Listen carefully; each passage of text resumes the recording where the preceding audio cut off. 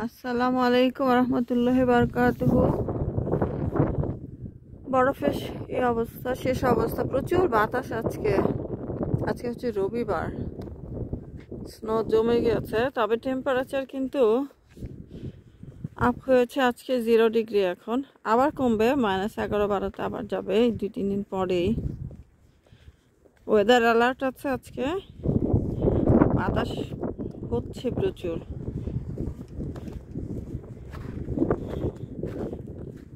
অনেক সময় থাকে টেম্পারেচারটা যদিও আপ থাকে, কিন্তু বাতাসের কারণে অনেক ঠান্ডা লাগে। এখন প্রচুর উইন্ডি।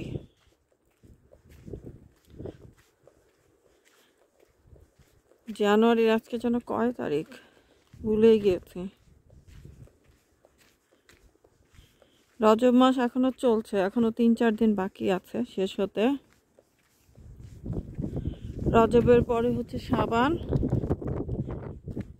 শাবানের পরে হচ্ছে রমাদান। এখন হচ্ছে সকালবেলা, একটু আগে সূর্য উঠেছিল।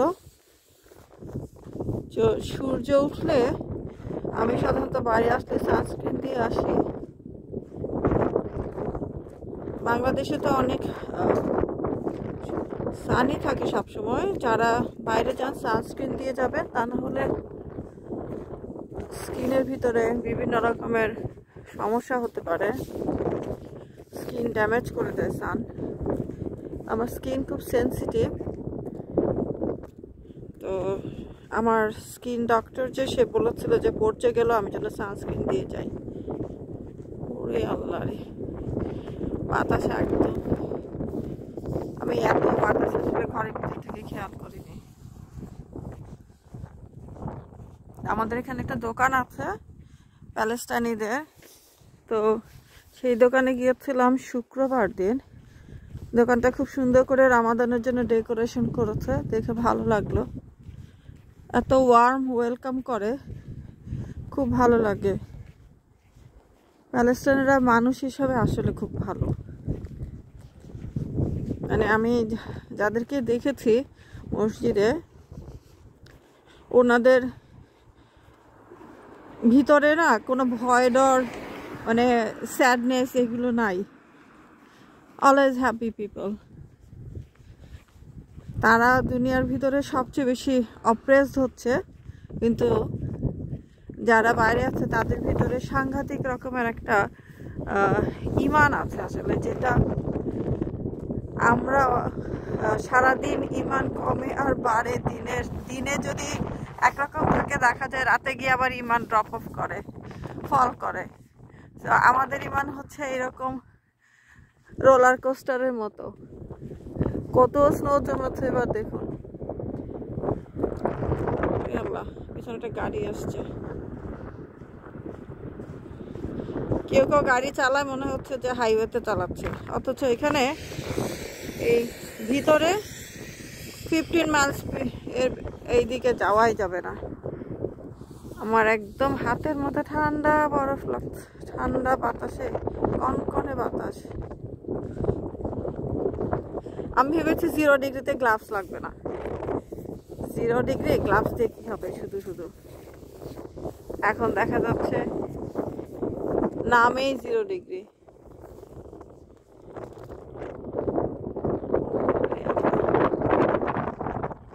আমাদের ঈমানের কথা বলছিলাম, আমাদের ঈমান হচ্ছে রোলার কোস্টারের মতো। এখন আল্লাহ যে কাকে কখন হেদায়েত দেয় তারও ঠিক নাই, এবং কে কখন হেদায়েত পাওয়ার পরে আবার সেটা হারিয়ে ফেলে সেটারও ঠিক নাই। হেদায়েত শুধু পেলেই হবে না, সেটা ধরে রাখতে জানতে হবে আসলে। আকাশটা কিরকম ব্লু, সুন্দর লাগছে ওই জায়গাটায়, সুবহানাল্লাহ। ওই যে আরেকখানা গাড়ি আসছে, এদের অনেকে এত স্পিডে চালায় না,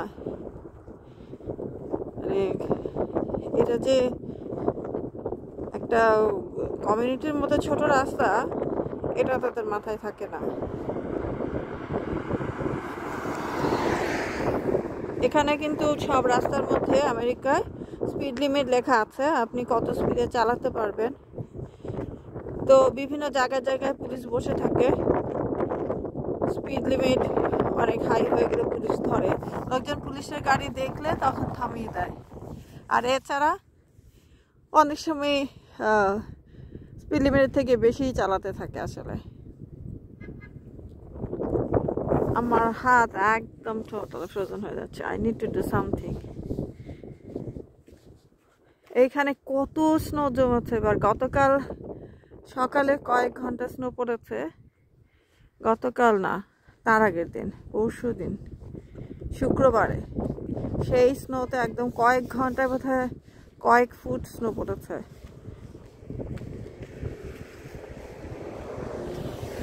আমি আজকে স্নোবোর্ড পরে আসিনি, সেটাও একটা বোকামি হচ্ছে। স্নিকার পরে চলে এসেছে। এখন জায়গাগুলো কেমন স্লিপারি হয়ে গেছে। ওই যে একটা স্নো প্লাউইং এর কার, কত স্নো জমেছে দেখুন। ওরে আল্লাহ, আল্লাহ যে কোন জায়গায় কি করে রাখে। এত বড় পৃথিবীটা, কত জায়গায় কত কিছু হচ্ছে, সব আল্লাহ চালাচ্ছে ঠিকঠাক মতো। কত মানুষের কত বিপদ, এবং আমরা কতজন কতভাবে কত কিছু আল্লাহর কাছে চাচ্ছি, আমাদের কত সমস্যার সমাধানের জন্য ডাকছি। অনেক সময় আমাদের সমস্যার সমাধান হয়, অনেক সময় হয় না। না হলে আবার আমরা মন খারাপ করি, আল্লাহ আমার দিকে দৃষ্টি দিচ্ছে না। বাতাস দেখুন, এই যে পতাকা, আমার ছেলেটা আমি ফ্ল্যাগ দেখলে খুশি হয়ে যায়, আমেরিকান ফ্ল্যাগ আমেরিকান ফ্ল্যাগ বলতে থাকে। তো আল্লাহ দেবে আর দিবে না সেটা তো আল্লাহর ইচ্ছা, কিন্তু আমাদের চাইতে হবে। চাওয়ার জন্য তো একজনই আছে, আল্লাহ ছাড়া তো কেউ নাই আসলে, তাই না? তো ফেসবুকে স্ক্রল করতে থাকলে অনেক কিছু, আসলে অনেক ধরনের ভিডিও রিলস চলে আসে সামনে। তার মধ্যে ইদানিং আমি কিছু রিলস আমার ফেসবুক আসে যেটা আগে আমি দেখিনি। সেটা হচ্ছে যে একজন উইমেন, উনি গান করছেন, তার নাম আমাদের প্রফেট মুহাম্মদ সাল্লাল্লাহু আলাইহি ওয়াসাল্লামের ফার্স্ট ওয়াইফের নামে, এবং তিনি বিভিন্ন ইসলামিক কথাবার্তা বলার চেষ্টা করছেন আর কি, বলছেন। তো আসলে মাজারে যারা যান, অনেকেই হয়তো যারা ওখানে আছে তাদের তো অনেকেই শুনছে বসে বসে। মানুষ আছে না, মানুষ থাকলে তারা গানটা কাকে শোনাচ্ছে, তাই না? লোকজন যাচ্ছে, গান বাজনা হচ্ছে। তো আপনি গান বা মাজার, আমি যতদূর জানি আর কি, সেটা হচ্ছে যে যতই যে সাহাবারা যত যারাই শহীদ হয়েছেন বা নর্মালি যারা মারা গিয়েছেন, তারা তো ডেফিনেটলি আমাদের বাংলাদেশে যাদের মাজার আছে বা সেখানে যদি রিয়েল পিপলটাই থাকে, আসলে তাদের থেকে বেটার পারসন ছিল। এখন যারা মক্কা মদিনায় গিয়েছেন তারা বলতে পারবেন যে আপনারা সেখানে কোনো মাজার দেখেছেন কিনা।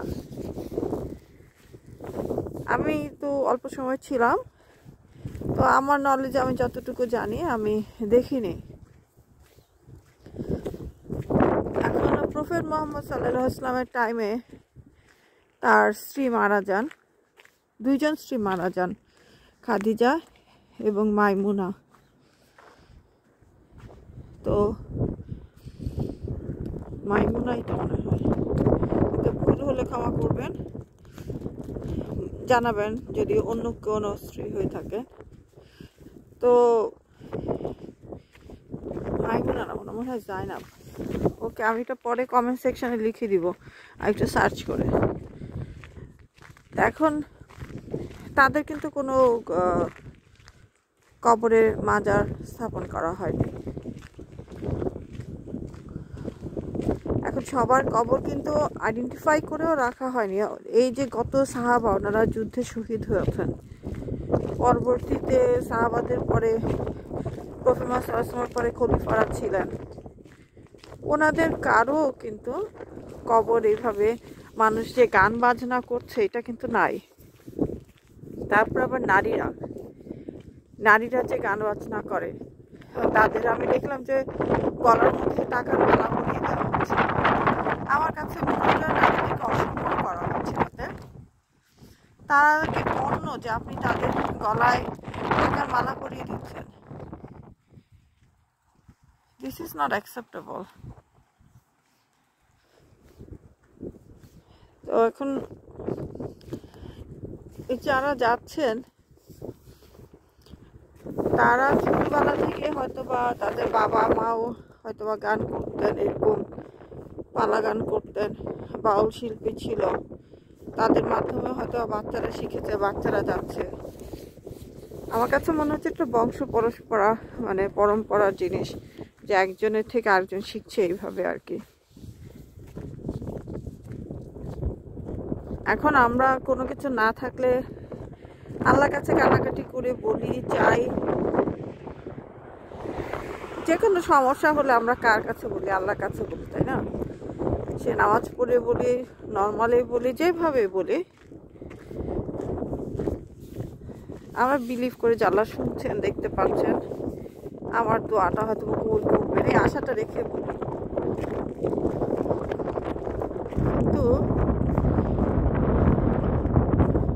আপনি এমন একজনের কাছে বললেন যার আসলে আপনাকে দেওয়ার কোনো ক্ষমতা নাই, যে মানুষটা মৃত, তা সে যত বড় পরহেজগারী হোক না কেন, সে আপনাকে কিভাবে দিবে? সে তো মৃত। মৃত ব্যক্তির আরেকজনকে দেওয়ার ক্ষমতা নাই। যখন একটা মানুষের সোলটা তার বডি থেকে চলে গেল, তার আর কোনো ক্ষমতা নাই, না আমাকে মাফ করার ক্ষমতা আছে, না আমাকে কোনো কিছু দেওয়ার ক্ষমতা আছে। ওটার দিকে যাই।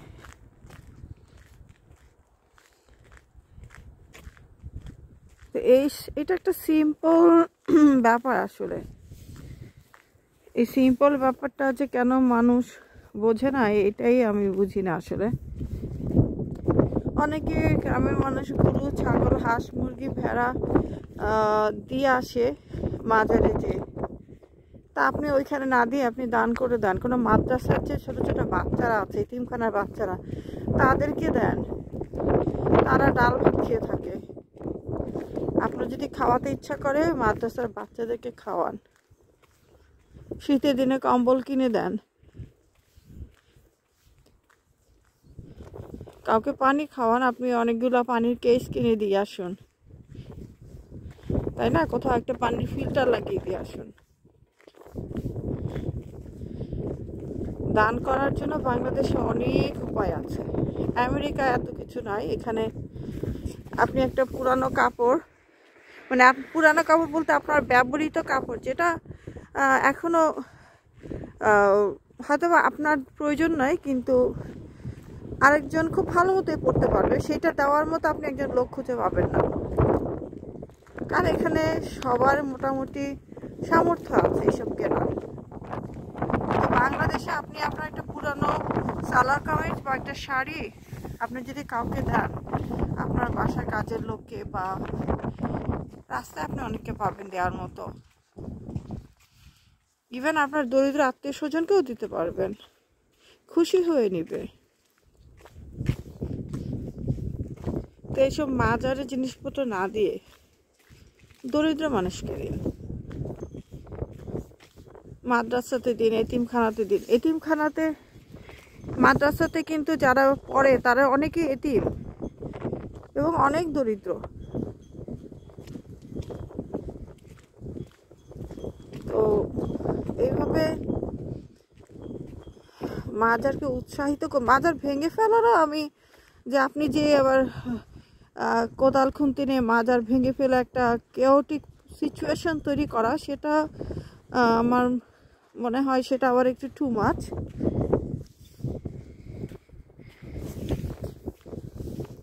তো কিন্তু সেটাকে প্রমোট করাটা ঠিক না আর কি।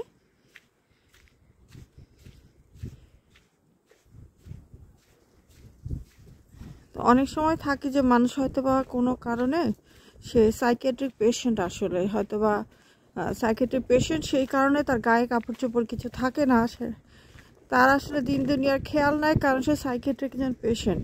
তাকে দেখা যায় সবাই মিলে মনে করে যে সে অমুক পাগলা তমুক পাগলা,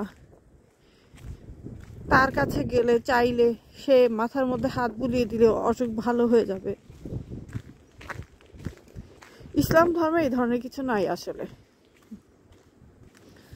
আমি আবার উল্টা পথে না এই পথে ব্যাক করছি, প্রচন্ড বাতাস, আমার একদম অবস্থা খারাপ হয়ে যাচ্ছে।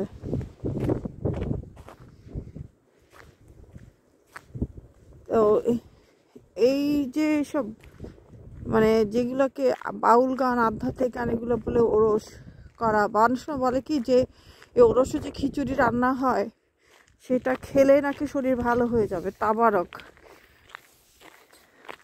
না, এই ধরনের কোনো ব্যাপার আছে যে আপনি তাহলে তো যে এটা কি জমজমের পানি, আপনি একমাত্র জমজমের পানি খেলে এটা ওষুধ হিসেবে কাজ করে। আজওয়া ডেট, আজওয়া খেজুর যেটা, সেটা জমজমের পানি। আর আপনার কাছে যে আজওয়া খেজুর না থাকে, খেজুর তারপরে মধু, এগুলো আমাদের প্রফেট মুহাম্মদ সাল্লাল্লাহু আলাইহি ওয়াসাল্লাম খেতেন, এবং উনি বলেছেন জমজমের পানি খেলে এবং খাওয়ার পরে আপনি দোয়া করবেন, তখন আপনি ইনশাআল্লাহ অসুখ থাকলে সুস্থতা পাবেন। এখন যদি আপনার জ্বর হয় কোনো একটা ব্যাকটেরিয়া দিয়ে, আপনি ভাবছেন জমজমের পানি খেলেই আপনি সুস্থ হয়ে যাবেন, তা কিন্তু হবে না। আপনাকে অ্যান্টিবায়োটিক খেতে হবে। আপনার জ্বর হয়েছে, আপনাকে জ্বরের ওষুধ খেতে হবে। অথবা কারো একটা সার্জারির প্রয়োজন আছে, সে ভাবলো আমি জমজমের পানি আর আজওয়া ডেট খেয়ে বসে থাকলাম, আমার অ্যাপেন্ডিক্স এর ভিতরে যে ইনফেকশন হয়েছে, অ্যাপেন্ডিসাইটিসটা ভালো হয়ে যাবে না, তা হবে না। আপনাকে অ্যাপেন্ডিসেক্টমি করতে হবে, কিন্তু তার সাথে আপনি সেটা অ্যাডিশনাল আপনি সেটাও খেলেন। অর্থাৎ যে চিকিৎসা প্রচলিত আছে, যেটা প্রয়োজন সেটা আপনাকে করতে হবে, সেটার বাইরেও আপনি এটা করলেন। এখন কারো বেবি হচ্ছে না, সেই জন্য সে বাসায় বসে কোনো মাজারে যে মুরগির চাঁদ এগুলো দিয়ে আসলো, গোল্ডের চাঁদ সুতা বেঁধে আসলো, আর ভাবলো আমার হয়ে যাবে, বাচ্চা হয়ে যাবে না। তা কিভাবে হবে? আপনার যদি বেবি না হয় তার মানে কোনো একটা প্রবলেম আছে। তো সেটার জন্য আপনি ডক্টর দেখান, ইনভেস্টিগেশন করুন, কি হয়েছে দেখুন, কোনো সমস্যা আছে কি না, তারপরে সেই সমস্যার জন্য কী কী ওষুধপত্র খাওয়া যায় সেটা খান। এরপরে আপনি আল্লাহর কাছে দোয়া করতে থাকেন। তো সেটা হচ্ছে নিয়ম আর কি। অসুখ হলে অবশ্যই আপনাকে সেটা ট্রিটমেন্ট করতে হবে। অনেক জায়গায় আমি দেখেছি ওরা গ্রামে ঝাড়ফুঁক করে আর কি। দেখা গেলো লিভার সিরোসিস, সে ঝাড়ফুঁক করছে, ভালো হয়ে যাবে। কিভাবে ভালো হবে? এখানে আপনার যেটা যেটা সমস্যা, প্রপার মেডিসিন স্পেশালিস্টের কাছে আপনাকে দেখাতে হবে, হেপাটোলজিস্টের কাছে দেখাতে হবে। জন্ডিস হলে বা হেপাটাইটিস হলে আপনাকে সেটা ডাক্তার কাছে যেতে হবে, তাই না? আমার খুব ইচ্ছা করছে পাহাড়টা উঠতে, সম্ভব না। যেই তীরটা পরে এসেছি পুরো ডুবে যাব। এইদিকে ওকে, ভালো থাকেন সবাই, আসসালামু আলাইকুম।